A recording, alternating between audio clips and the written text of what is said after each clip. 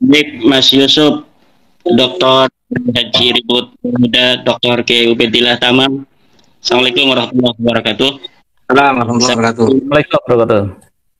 tadi pemaparan dari Dr. K. Ubedillah dan Dr. Ribut, dan terakhir itu Dr. Ribut mengatakan kalau tersambung ya tersambung, kalau putus ya putus. Ya, sebenarnya kan itu sudah qat'i, putusnya itu sudah qat'i dengan adanya tes DNA yang sudah dapat kita akses bersama, baik melalui kajian dari Dr. Sugeng Sugiarto maupun dari jurnal-jurnal ilmiah yang ada di dunia maya yang bisa kita akses melalui apa namanya itu portal-portal ilmiah yang kita bisa saksikan, kita bisa baca dari hasil karya Klossop, Michael Hammer, dan lain sebagainya, bahwa keturunan Nabi Muhammad SAW itu sudah dikaji dan disimpulkan harus berhaplogrup C1. Sementara Balawi ini G.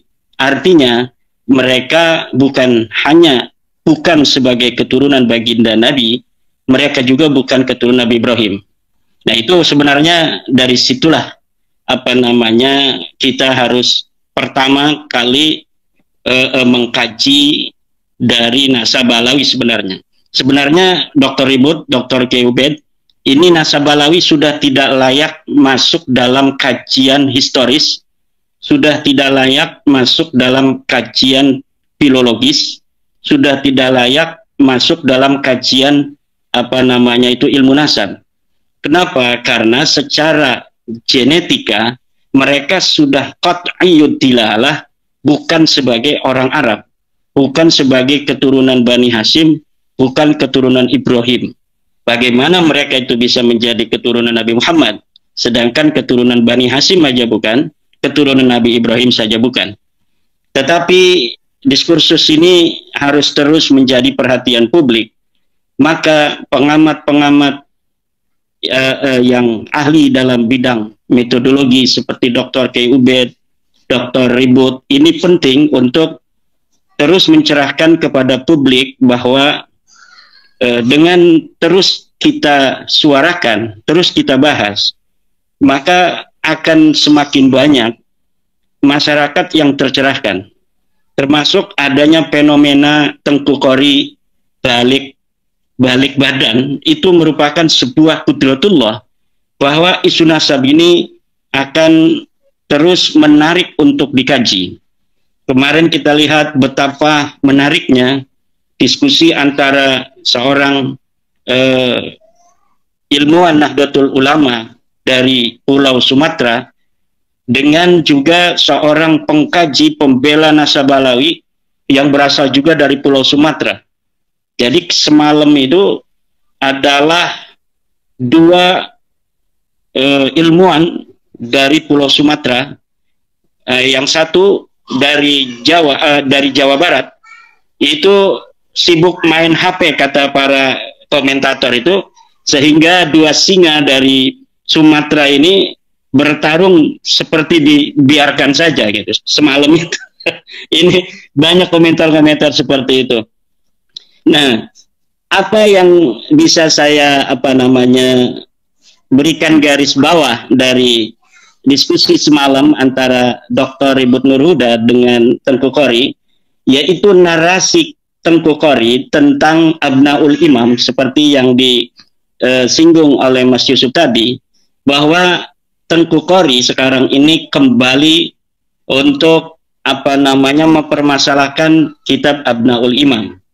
Karena memang jika kajiannya adalah kajian historis, kajian adalah kajian naskah, maka Ba'lawi ini tidak mungkin lagi bisa ditolong kecuali hanya dengan narasi-narasi falasi, dengan adanya manipulasi data dan sebagainya. Nah, kitab Abnaul Imam ini termasuk dalam kategori beberapa manipulasi data yang telah dilakukan Ba'lawi. Jadi ada yang namanya disebut dalam istilah ilmu sastra Arab itu disebut dengan kitabatun manhulah. Jadi tulisan-tulisan yang palsu, yaitu nisbatul kitabah ila ghairi katibihi li gharadin. Jadi adanya sebuah tulisan yang dinisbatkan kepada bukan penulisnya li gharadin, untuk suatu tujuan. Nah, selain kitab Abnaul Imam, itu sudah ada beberapa kitab yang dipalsukan oleh penulis-penulis Balawi. Seperti kitab Ar-Raudul Jali yang dinisbatkan kepada Murtada Az-Zabidi, seorang ulama besar. Ya, pada tahun 1205 Hijriah beliau wafat.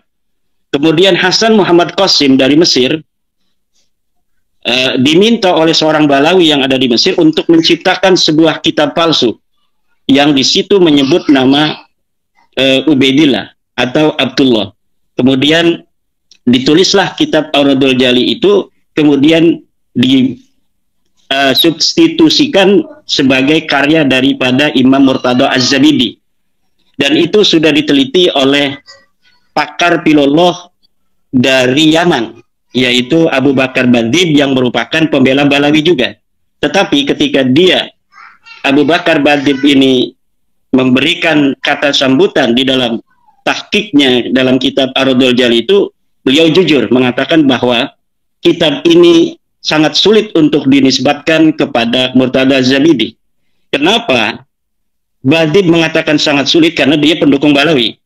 Kalau Imaduddin Usman mengatakan bahwa jelas-jelas kitab ini adalah kitab palsu yang dikarang oleh Hasan Muhammad Qasim 50 tahun yang lalu dari hari ini, kemudian diasosiasikan, disubstitusikan sebagai karya dari Murtada Az-Zabidi.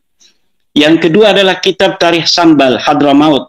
Kitab Tarikh Sambal atau Tarikh Hadramaut yang dikarang katanya oleh seorang sosok yang bernama Sambal, Syekh Sambal, yang katanya dia hidup di abad ke-10 Hijriah.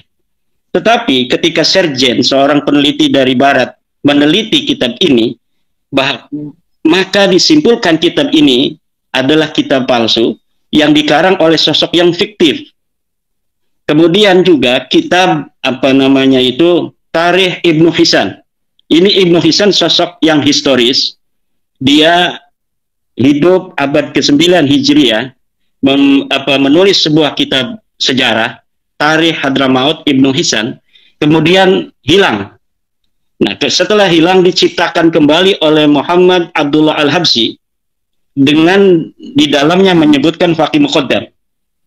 Nah, kemudian kitab itu menurut para peneliti di Yaman juga, bahwa kitab ini tidak bisa dinisbatkan kepada Ibnu Hisan karena di dalamnya sudah ada interpolasi, penambahan-penambahan yang dilakukan oleh muhakkiknya, yaitu Abdullah Muhammad Al-Habsyi.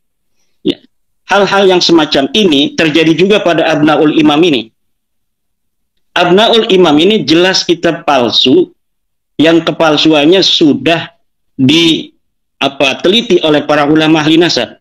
Misal, seorang peneliti nasab yang bernama Al-Qaraja dalam kitab Al-Kafil Muntakhab halaman 106 sudah mengatakan di dalam kitabnya Al-Kafil Muntakhab halaman 106 bahwa kitab Abnaul Imam adalah kitab yang termasuk dalam kategori manhulah.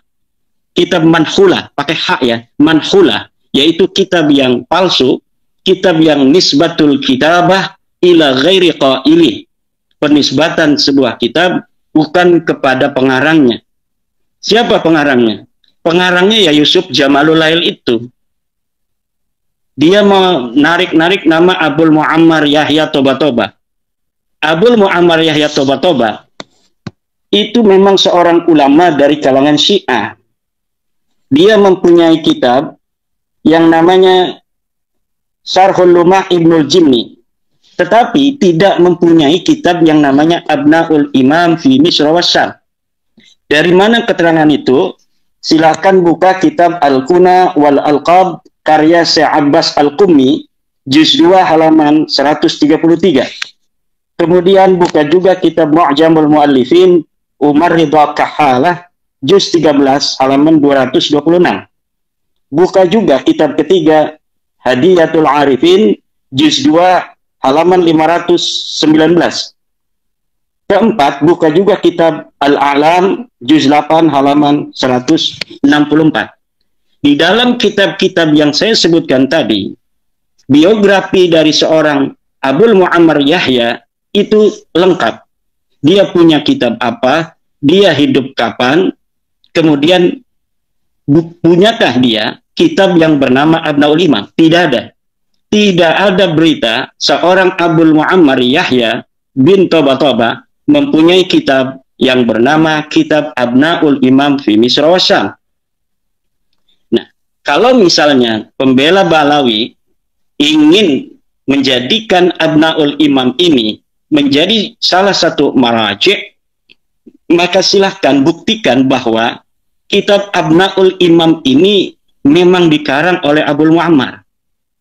Mana manuskrip aslinya yang di mana di situ dikatakan Abul Mu'ammar adalah sebagai penulis kitab ini?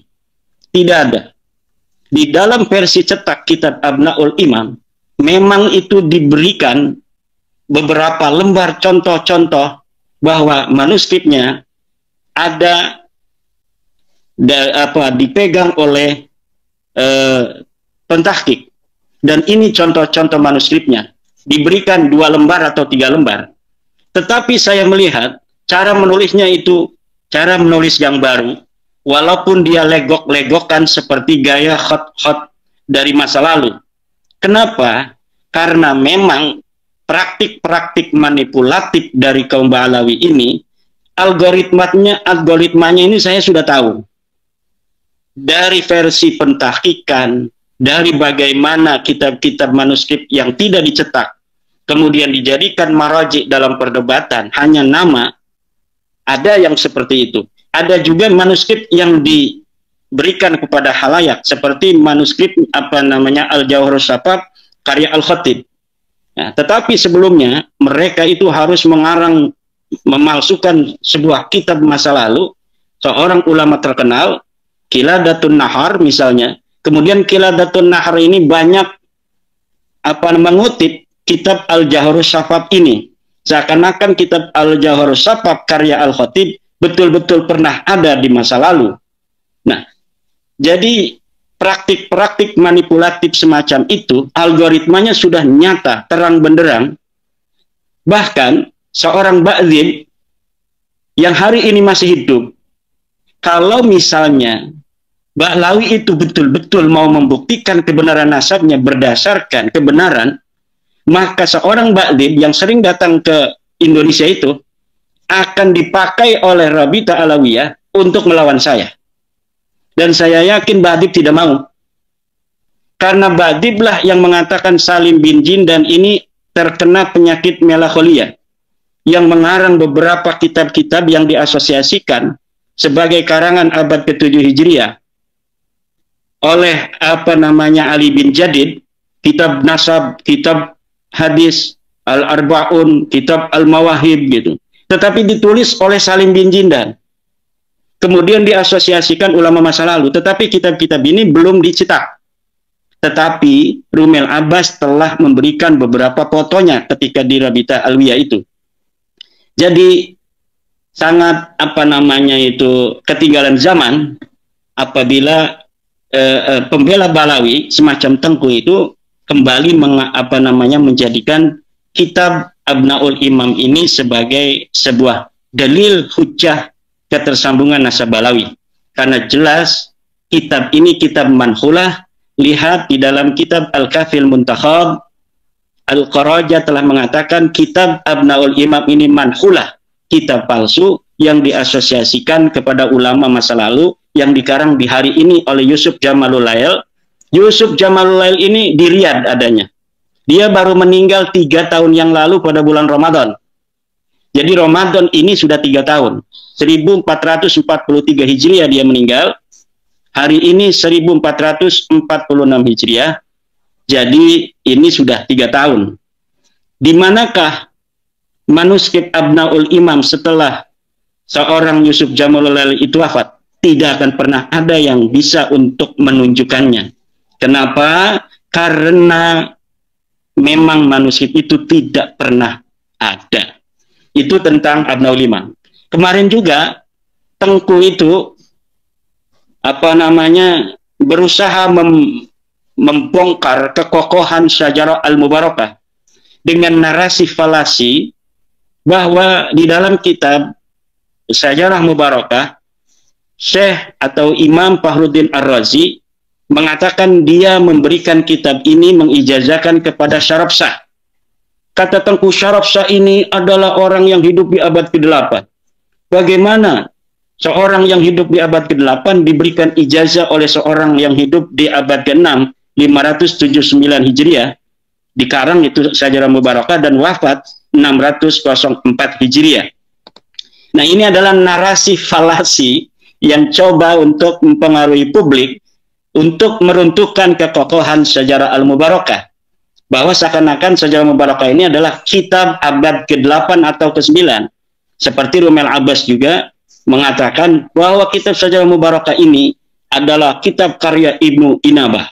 Nah, itu adalah sebuah upaya-upaya, sisa-sisa kekuatan untuk memberikan hiburan, memberi hiburan kepada Balawi dan kepada kibin-kibin Balawi itu agar mereka tidak terlalu terluka. Jadi Rumel Tengku ini mau membunuh dengan pelan-pelan gitu, jangan sep gitu mati, itu nggak lucu gitu.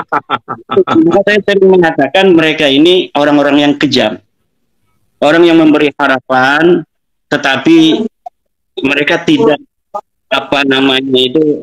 menyelami psikologi manusia. Ketika seorang istri diiming-imingi akan diberikan kalung gitu, ketika menagih diomong lagi, insya Allah sebentar lagi abang ini bisnisnya mau meledak, sebentar lagi pada suka ini akan dapat hadiah 500 juta, nanti kita akan belikan gitu. Nah, terus saja begitu sampai harapan tidak pernah mati, tetapi selalu sedih karena setiap malam membayangkan kalung itu akan tiba. Begitulah Ba'lawi dan kibin-kibin itu dipermainkan oleh pembela-pembela yang mencari keuntungan agar mereka bisa untuk mendapatkan donasi dan lain sebagainya, seakan-akan mau mencari sesuatu yang bisa menyelamatkan mereka yang sudah koti ini, putus ini. Yang harus dilakukan menurut saya, Kiai Ubed, adalah membaca hijib-hijib As-Sakrom untuk merubah DNA mereka dari G menjadi DNA J1. Baru itu akan menyelamatkan. Kenapa? Masa ini masa modern. Jikapun mereka sanggup untuk mencari seorang ahli pemalsu manuskrip, baik dari sisi teks maupun dari sisi mediatek, kertas yang memang setelah diuji itu masa lalu, tetapi mereka tidak akan bisa untuk merubah DNA mereka. Hari ini siapa orang yang mengaku keturunan Nabi namun haplogrupnya bukan J1, haplogrupnya L atau haplogrupnya adalah G, maka mustahil dia keturunan Nabi, dan siapa yang mempercayainya adalah orang-orang yang berdosa yang harus bertobat kepada Allah Subhanahu wa Ta'ala. Nah, itu. Nah, bagaimana tentang Syarafsyah itu? Nah, ini saya sampai terbawa emosi. Saya ngelihat Kiai Ubed ini kan suka bersedih gitu ya. Jadi saya kebawa oleh pengamat dari Bani Mutamakin, sehingga saya terbawa emosi juga itu. Nah, ini tentang Syarafsyah itu bagaimana? Syarafsyah itu betul-betul orang yang ada di abad ke-6 Hijriah. Bagaimana saya dapat membuktikan bahwa Syarafsyah yang ditulis oleh seorang yang bernama Imam Fakhruddin Ar-Razi dalam kitab Syajarah Mubarakahnya, bahwa dia adalah orang yang betul-betul hidup di abad ke-6? Silahkan lihat kitab Umdatul Talib Al-Kubra halaman 225. Di dalam kitab Umdatul Talib Al-Kubra itu sudah ditulis silsilah dari Syarafsyah. Dia adalah keturunan Nabi Muhammad SAW yang ke-17, ke-18. Ke-18 lah. ke-18 dari Ali Al-Uraidi. Kitab Umdatul Talib halaman 226. Nah, siapa Imam Fakhruddin Ar-Razi? Imam Fakhruddin Ar-Razi adalah keturunan Abu Bakar Siddiq ke-16. Jadi generasi dari Ali bin Abi Thalib yang ke-17 atau Nabi yang ke-18 itu masih bisa untuk bertemu dengan generasi yang sesudahnya. Saya misalnya generasi yang ke-10, dari kakek ke-10 saya. Anak saya itu yang bertemu saya kan generasi yang ke-11. Jadi orang yang masih berbeda satu generasi, dua generasi, itu masih bisa bertemu. Memang saya tidak bisa untuk mencari wafat pasti kapan tahun Syarofsyah itu, tetapi dari sisi silsilah itu dapat dibuktikan bahwa Syarofsyah adalah keturunan ke-17 dari Sayyidina Ali, sedangkan Fakhruddin Ar-Razi adalah keturunan yang ke-16 daripada Abu Bakar As-Siddiq. Abu Bakar As-Siddiq dulu dengan Sayyidina Ali bertemu, kemudian keturunannya ke bawah Imam Fakhruddin Ar-Razi, keturunan ke-16 dari Abu Bakar Siddiq bertemu dengan keturunan Sayyidina Ali yang ke-17. Jadi ini matching kan? Jadi tidak bisa itu Tengku menggunakan apa namanya itu narasi palasi untuk membuat orang ragu terhadap kekokohan Syajarah Mubarakah. Beda Syajarah Mubarakah dengan Abnaul Imam itu. Abnaul Imam itu manuskripnya hanya dimiliki oleh Balawi sendiri. Yusuf Jamalulain ini seorang Balawi. Dia menemukan kitab katanya sendiri, katanya dari seorang Al-Warraq dari Aleppo, dari Halab gitu kan. Tanpa ada orang yang bisa untuk mengakses di mana kita kalau mau melihat manuskripnya. Berbeda dengan Syajarah Mubarakah, manuskripnya independen. Ada di perpustakaan Masjid Jami di Sultan yang ada di Turki. Nomornya tercatat, kapan kita bisa melihat itu tidak bayar lagi, paling kita naik kapal saja ke sana, sampai sana kita masuk, tinggal daftar, dan siapa saja bisa untuk memverifikasi betul apa tidak ada manuskrip Syajarah Mubarakah itu di Turki. Semua bisa. Kalau Abnaul Imam ini tidak bisa, karena ini kitab palsu, kitab yang betul-betul palsu. Dan saya kalau mau menulis kepalsuan-kepalsuan Balawi, kebohongan-kebohongannya, kedustaan-kedustaannya, itu mungkin tidak cukup 700 halaman seperti dalam ulama Nusantara menggugat nasab palsu. Kita membutuhkan 2000 halaman untuk memberitahu kepada masyarakat tentang bagaimana algoritma kepalsuan yang dibikin oleh Balawi dalam naskah-naskah mereka. Jadi betul-betul kalau misalnya kita ini mau apa namanya berpikir sedikit saja, mau membaca saja, kemudian memverifikasinya, baca misalnya kitab saya atau buku saya, kemudian memverifikasi sendiri. Ini omongan-omongan Kiai Imad ini betul enggak? Seperti yang tadi saya sebutkan itu. Umdatul Talib halaman 226, di situ ada nasab Syarofsyah. Kemudian bisa untuk diteliti oleh kiai-kiai. Abul Mu'ammar tidak mempunyai kitab Abnaul Imam, bisa diteliti. Silahkan buka dalam kitab Al-Kuna wal Alqab, kemudian dalam kitab Mu'jamul Mu'allifin, Hadiyatul Arifin, dalam kitab Al-A'lam Az-Zarkali, dan lain sebagainya. Bahwa Abul Mu'ammar Toba-Toba ini betul-betul tidak mempunyai kitab Abnaul Imam fi Misra wa Syam. Ini kitab palsu, nggak ada sama sekali. Dia diambil dari ruang hampa. Nama-nama ulama seperti Ibnu Sodaqo Al-Halabi, Al-Warraq, kemudian As-Saparayini, Al-Maqdisi, semuanya hanya diambil namanya tanpa ada ikut campur dengan urusan pemalsuan manuskrip itu. Nah, jika apa namanya itu ingin membantah, maka pembela nasab Balawi harus menghadirkan manuskrip di mana Abnaul Imam itu dicetak. Jadi dia harus mengambil manuskripnya. Ini manuskripnya sesuai dengan versi cetaknya. Kalau tidak seperti itu, maka narasi dari Al-Qarajah, seorang ahli nasab yang telah mengarang kitab Al-Kafil Mutakhab, bahwa itu kitab manhulah, kitab palsu, betul. Bahwa Imaduddin Utsman yang mengatakan Abdul Imam adalah kitab kreasi manipulatif dari Balawi, betul. Sebelum ada yang mengatakan sebaliknya. Ya, demikian. Dan sebenarnya banyak sekali bagaimana kita bisa membuktikan Syajarah Mubarakah adalah kitab yang ada di abad ke-6 Hijriah, dan bahwa pengarangnya adalah seorang yang bernama Imam Fakhruddin Ar-Razi, seorang ahli sunnah wal jamaah dari madhab Syafi'i dan akidah ahli sunnah wal jamaah. Mungkin ini perlu dielaborasi oleh Kiai Dr. Ubed ini. Sementara demikian dari saya, Mas Yusuf. Dr. Ribut, terima kasih. Kemarin luar biasa ini, Dr. Ribut, untuk mengimbangi narasi falasi dari seorang Tengku Qori. Terima kasih. Iya, ini menarik tadi malam Dr. Ribut dengan Tengku Qori. Tetapi ini yang menarik tadi malam bahwa ada 102 kitab untuk merungkadkan tesisnya Kiai Imad. Ini bagaimana Kiai Imad? Dan juga Kiai Imad harus mempertanggungjawabkan mana ini manuskrip aslinya ini. Manuskrip aslinya Abnaul Imam itu Kiai Imad harus menghadirkan gitu. Nah, nggak bisa saya menghadirkan. Dia yang mencetak dari ruang hampa, dia yang harus menghadirkan. Kita ini membaca orang yang hidup di tahun 2021 kan, itu Yusuf Jamulail itu hidupnya 2021, meninggal baru dia itu. Kemudian mengaku menemukan kitab namanya Abnaul Imam dari ruang hampa tanpa menghadirkan manuskripnya. Kemudian diasosiasikan ulama yang ada di abad kelima yang namanya Yahya Abul Muammar Toba 478 Hijriah, yang harus memberikan bukti bahwa dia mencetak itu berdasarkan sebuah manuskrip itu dia, bukan saya.